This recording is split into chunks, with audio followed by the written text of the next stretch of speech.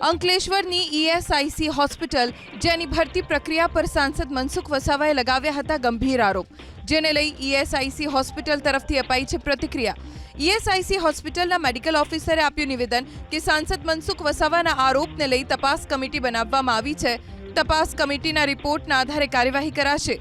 સાંસદ મનસુખ વસાવાએ આરોપ લગાવ્યો હતો કે ઈએસઆઈસી હોસ્પિટલમાં કોન્ટ્રાક્ટ પરના કર્મચારીઓની ભરતીમાં ગેરરીતિ આચરાય છે।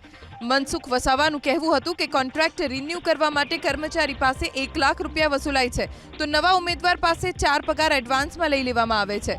એટલું જ નહીં, એજન્સી પોતાની અમદાવાદ સ્થિત હેડ ઓફિસ પર ઉમેદવારોને બોલાવી વહીવટ કરે છે। પૈસા આપ્યા પછી જ उम्मीदवार ने लेटर अपाई है।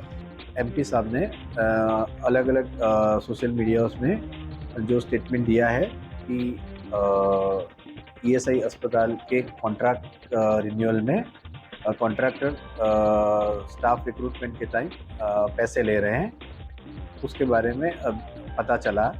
उसके लिए हमने एक कमेटी का गठन किया हुआ है। कमेटी के रिपोर्ट के आधार पे आगे की कार्यवाही की जाएगी।